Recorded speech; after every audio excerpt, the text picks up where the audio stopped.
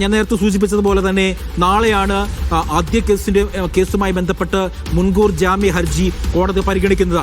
ആ ഘട്ടത്തിലാണ് രാഹുലിനെതിരെ പുതിയ പരാതിയുമായി മറ്റൊരു യുവതി ബംഗളൂരുവിൽ നിന്നും രംഗത്ത് വരുന്നത്. ഇപ്പോൾ സ്വാഭാവികമായും ഇത് കോൺഗ്രസ് നേതൃത്വം തന്നെ സ്ഥിരീകരിച്ചിട്ടുണ്ട്. ഈ പരാതി, പെൺകുട്ടിയുടെ പരാതി കിട്ടിയിട്ടുണ്ട് എന്ന് കോൺഗ്രസ് നേതൃത്വം തന്നെ സ്ഥിരീകരിക്കുന്നു. അങ്ങനെയെങ്കിൽ ഇനി നേതൃത്വത്തിന്റെ മുന്നിലുള്ള അടുത്ത വഴി എന്താണ്? ഈ പരാതി ശരിക്കും പോലീസിന് കൈമാറുകയല്ലേ ഇനിയും നേതൃത്വം ചെയ്യേണ്ടത്? ഇതുമായി ബന്ധപ്പെട്ട് കൂടുതൽ ഏതെങ്കിലും വിവരങ്ങൾ ലഭിക്കുന്നുണ്ടോ വിജിൻ?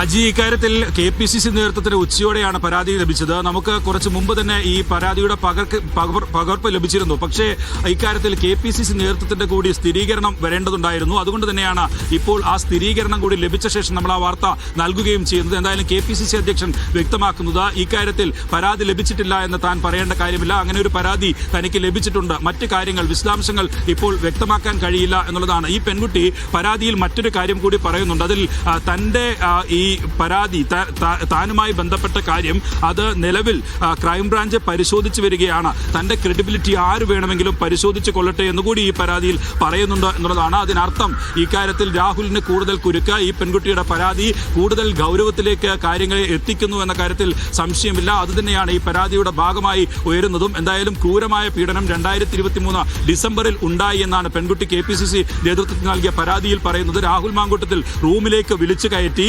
ക്രൂരമായി ബലാത്സംഗം ചെയ്തു. ഒപ്പം തന്നെ ശരീരത്തിൽ മുറിവേൽപ്പിച്ചു. പിന്നീട് ഒരു മാസം കഴിഞ്ഞ ശേഷം വീണ്ടും തനിക്ക് ടെലിഗ്രാമിലൂടെയും ഇൻസ്റ്റഗ്രാമിലൂടെയും മെസ്സേജ് അയച്ചു. ടെലിഗ്രാമിൽ വരാൻ ഇൻസ്റ്റഗ്രാമിലൂടെയാണ് ആവശ്യപ്പെട്ടത്. തന്റെ മൊബൈൽ നമ്പർ അത് നിരീക്ഷണത്തിലാണ്. അതുകൊണ്ട് തന്നെ ടെലിഗ്രാം നമ്പർ ആവശ്യപ്പെട്ടാണ് പിന്നീട് മെസ്സേജ് അയക്കുകയും ചെയ്തത്.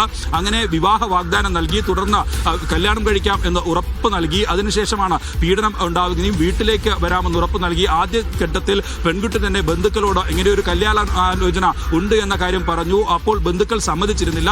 പിന്നീട് രാഹുൽ മാങ്കൂട്ടത്തിൽ യൂത്ത് കോൺഗ്രസിന്റെ സംസ്ഥാന പ്രസിഡന്റ് ആയതിനു ശേഷം ആണ് ആ കല്യാണത്തിന് കുടുംബം സമ്മതിച്ചത്. പക്ഷേ പിന്നീട് ബന്ധുക്കളും ആയി എത്താമെന്ന് പറഞ്ഞ രാഹുൽ അങ്ങോട്ടേക്ക് എത്തിയില്ല എന്നുള്ളതാണ് ഈ പെൺകുട്ടി പരാതിയിൽ പറയുന്നത്. അതായത് യൂത്ത് കോൺഗ്രസ് സംസ്ഥാന പ്രസിഡന്റായി രാഹുൽ മാങ്കൂട്ടത്തിൽ വരുന്നതിന് മുമ്പാണ് ഈ പീഡനം നടന്നത് എന്നുള്ളതാണ് പെൺകുട്ടി ഈ പരാതിയിൽ കൃത്യമായി വ്യക്തമാക്കുന്നത്. അതിനർത്ഥം യൂത്ത് കോൺഗ്രസ് സംസ്ഥാന അധ്യക്ഷ സ്ഥാനത്തേക്ക് കോൺഗ്രസ് രാഹുൽ മാങ്കൂട്ടത്തെ പരിഗണിക്കുന്നതിന് മുമ്പേ തന്നെ ഇങ്ങനെയുള്ള ലൈംഗിക വൈകൃതത്തിന് അല്ലെങ്കിൽ ഇങ്ങനെയുള്ള മോശം പെരുമാറ്റം നടത്തുന്ന ആളായിരുന്നു രാഹുൽ എന്നുകൂടി തെളിയിക്കുന്നതാണ് നിലവിലെ ഈ പരാതി എന്ന് പറയുന്നത്. കാരണം ഈ പെൺകുട്ടിയോട് തനിക്ക് നിന്നെ ഗർഭിണിയാക്കണം എന്നാവശ്യപ്പെടുകയും ബലാത്സംഗം ചെയ്യുകയും ക്രൂരമായി മുറിവേൽപ്പിക്കുകയും ഒക്കെ ചെയ്തു എന്ന് ഈ പെൺകുട്ടി പറയുന്നത് കൃത്യമായി വ്യക്തമാകുമ്പോൾ അതിൽ ഒരു കാര്യം കൃത്യമാണ്. കാരണം നേരത്തെ തന്നെ യൂത്ത് കോൺഗ്രസിന്റെ സംസ്ഥാന അധ്യക്ഷനായി സംസ്ഥാനത്ത് കൂടുതൽ ശക്തനാകുന്നതിനും ഒക്കെ മുമ്പ് തന്നെ ഈ പാർട്ടിയുടെ സോഷ്യൽ മീഡിയ ഒപ്പം തന്നെ ചാനൽ ചർച്ചകളിലൊക്കെ സജീവമായിരുന്ന ഘട്ടത്തിൽ തന്നെ രാഹുൽ മാങ്കൂട്ടത്തിൽ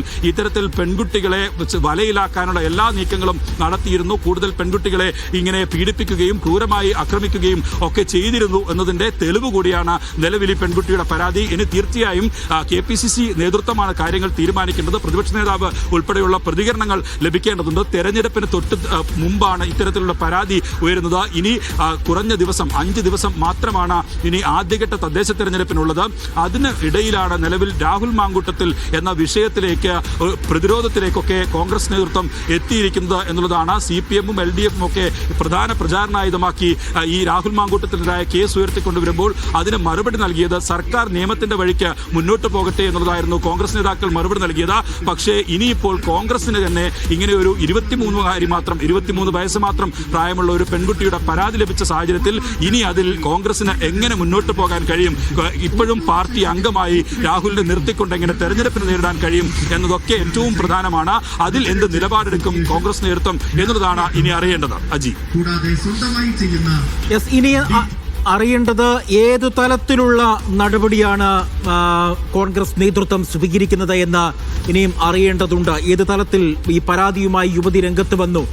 കോൺഗ്രസ് നേതൃത്വത്തിന്, പ്രത്യേകിച്ച് രാഹുലിനും പ്രിയങ്കയ്ക്കും അടക്കം പരാതി നൽകിയിട്ടുണ്ട് യുവതി. രാഹുൽ ഗാന്ധിക്കും പ്രിയങ്ക ഗാന്ധിക്കും പരാതി നൽകിയ സ്ഥിതിക്ക് ഏത് തരത്തിലുള്ള ഒരു നടപടിയാണ് എടുക്കുക എന്നുള്ളത് കാത്തിരുന്ന് കാണേണ്ടത് അനിവാര്യമാണ്. ഏതായാലും ഈ വാർത്തയിലേക്ക് തന്നെ വളരെ വേഗം മടങ്ങിയെത്താം.